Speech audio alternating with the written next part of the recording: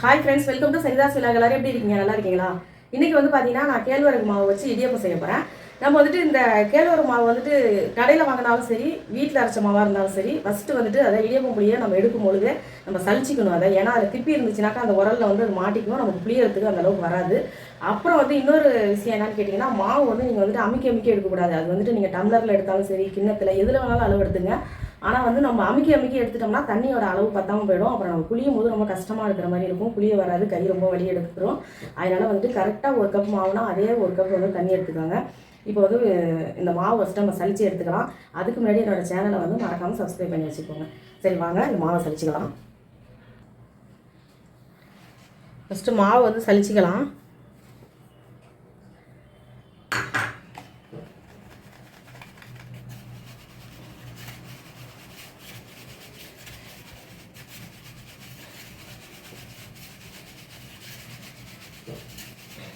பாருங்க, இது அப்படியே இருக்கட்டும். இதை எடுத்துடலாம். மாவு சலிச்சாச்சு. மாவு வந்து இதில் அள்ளி வச்சுக்கலாம். கரெக்டாக ஒரு கப்பு வரும். கொஞ்சம் தான் போணுச்சு, சலிச்சதில் கொஞ்சம் போயிடுச்சு அடியில். சும்மா அது கப்பி கரெக்டாக அந்த பாருங்க ஒரு கப்பு இருக்குது. அவ்வளோதான், மாவு எடுத்தாச்சு சலிச்சுட்டு. இப்போ நம்ம வந்து இதை லைட்டாக வந்து வறுத்துக்க போகிறோம். மாவு வந்து நம்ம வறுத்துக்கலாம்.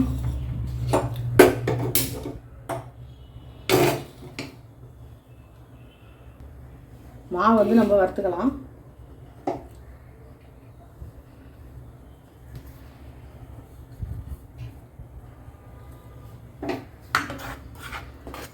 சும்மா கொஞ்ச நேரம் அப்படியே வறுத்துங்க, ஒரு 2 நிமிஷத்துக்கு.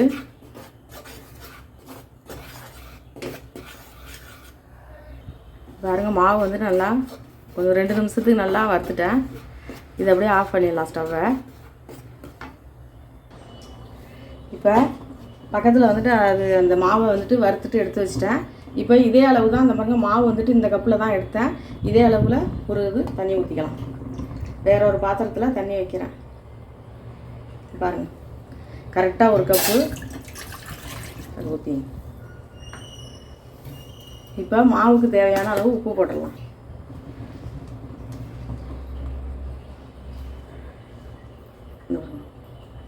துளு அவ்வளோதான். இது கொதிக்கட்டும். இந்த தண்ணி கொதிக்கிச்சதுக்கப்புறம் அந்த மாவில் நம்ம ஊற்றி கிண்டலாம். தண்ணி பாருங்கள் நல்லா கொதிக்குது. இப்போ வந்துட்டு நம்ம அந்த மாவு வந்து அப்படியே ஸ்டவ்வில் வச்சுட்டு சும்மா அப்படியே சிம்மில் வச்சுக்கிட்டு இந்த தண்ணியை அந்த மாவில் ஊற்றி கிண்டிடுவோம். பாருங்கள், இந்த தண்ணியை இதில் ஊற்றிடுறேன். அப்படியே கிண்டி விடுங்க.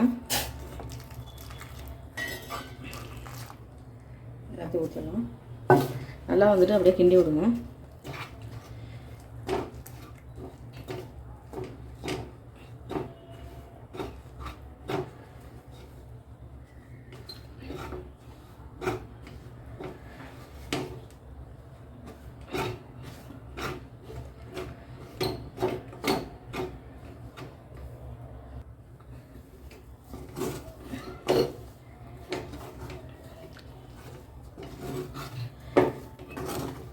இப்படி மாவு வந்துட்டு இப்படி உங்களுக்கு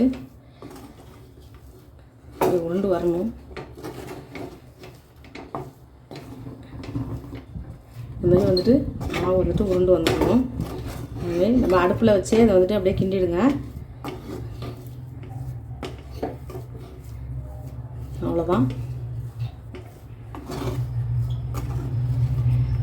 இது பாருங்கள், மாவு வந்துட்டு இதிலே வந்துட்டு இப்போ நிறுத்திடலாம் ஸ்டவ்வை. இது அப்படி கொஞ்சம் ஆறட்டும். அடுப்புலேருந்து அந்தாண்ட எடுத்துட்டோம்னாக்கா கொஞ்சம் நேரம் அப்படி ஆறணும். பாருங்கள், இப்படி ஆறுனதுக்கப்புறம் நம்ம மாவு பிணைஞ்சிக்கலாம். மாவு வந்துட்டு இந்த எண்ணெய் சட்டியிலேருந்து இதுலேருந்து மாற்றிக்கலாம். ஏன்னா இதிலே இருந்தாக்கா சூடு சீக்கிரம் ஆறாது. இதில் மாற்றிக்கலாம். அவ்வளோதான், வேறு இதில் இல்லை. கொஞ்சமாக லைட்டாக அப்படியே ஒட்டியிருக்கும். அதை வந்துட்டு நம்ம சுரண்டி இதில் போட்டுடலாம்.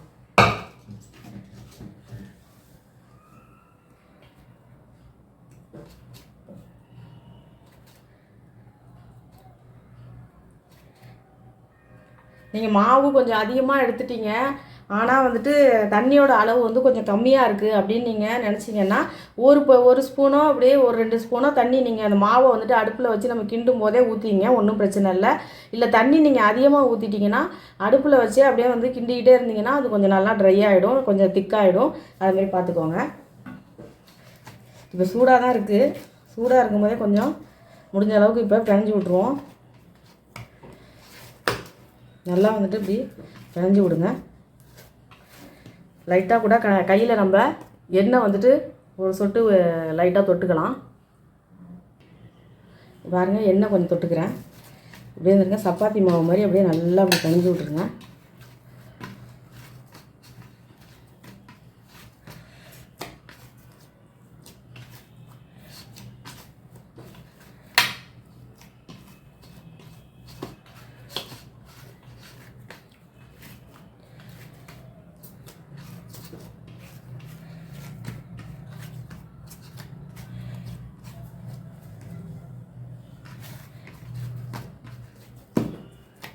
அவ்வளோதான், மாவு ரெடி.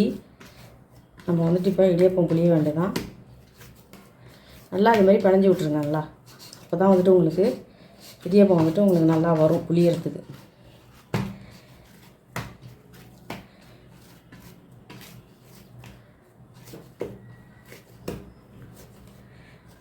அவ்வளோதான். இப்போ வந்துட்டு இதை அப்படியே திறந்து வைக்க வேணாம், மூடி வச்சிடலாம். நம்ம இடியப்ப உரல் இடியப்ப பானையில் தண்ணி எல்லாமே வச்சுட்டு அதுக்கப்புறம் புளிய போகிறோம். அதுக்குள்ளே வந்துட்டு உங்களுக்கு மேலே வந்துட்டு காஞ்சிரும். அதனால் லைட்டாக மேலே அப்படி கூட எண்ணெய் அப்படி லைட்டாக தடவி வச்சுட்டு அப்படியே வந்துட்டு மூடி வச்சிடலாம். பாருங்கள், இடியப்ப உரல் எடுத்துட்டேன். இதுலேயும் வந்துட்டு எண்ணெய் தடவி வச்சுருக்கேன். பாருங்கள், எண்ணெய் தடவி வச்சுருக்கேன். இப்போ மாவு எடுத்துடலாம். நான் இந்த இடியப்ப தட்டில் ஃபஸ்ட்டு புளிஞ்சு வைக்கிறேன். அப்புறமே நான் துணி போட்டு இட்லி தட்டில் புளிஞ்சு நான் இடியப்பம் ஒரு இது காட்டுறேன். மாவு வந்துட்டு காஞ்சிடுவோம், அதனால் இது மாதிரி மூடி வச்சுருங்க. இப்போ இதுலேருந்து கொஞ்சமாக எடுத்துக்கலாம். இந்த பாருங்கள், கொஞ்சம் மாவு எடுத்துக்கிறேன். மூடி வச்சுருங்க. மாவை காஞ்சி போயிடும். இப்போ இதில் போட்டுடலாம்.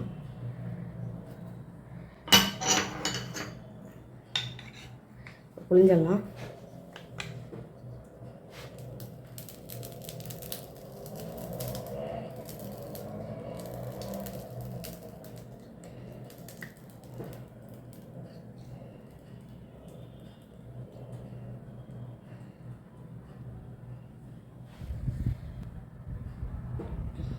புளிஞ்சிட்டேன்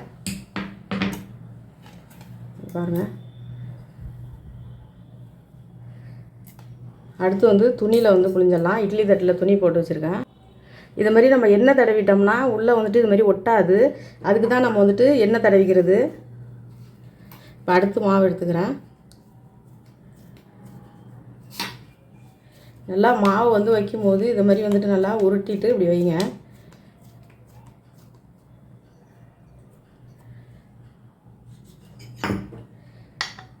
இப்போ இந்த பாருங்கள், இது துணி போட்ட இட்லி பானை. இது இட்லி தட்டு.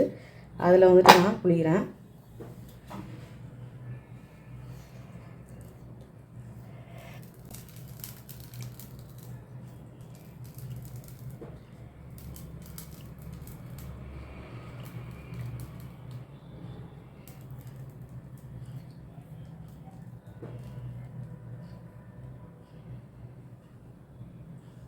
மாவு காலி.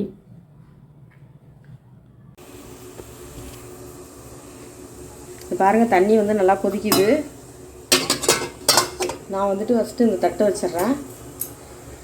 பாருங்கள், இது வச்சிடலாம், மூடி வச்சிடலாம்.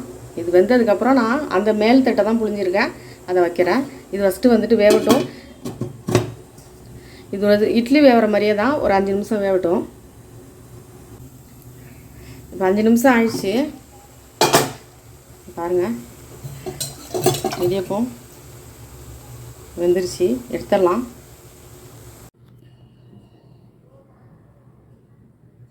எடுத்தாச்சு. சூப்பராக இருந்தால் பாருங்கள், அருமையாக வந்துட்டு நீங்களும் இது மாதிரி கேவுரு மாவு இடியப்பம் செஞ்சு பாருங்கள். இந்த பாருங்கள் எவ்வளோ வந்து சாஃப்டாக இருக்குது பாருங்கள்.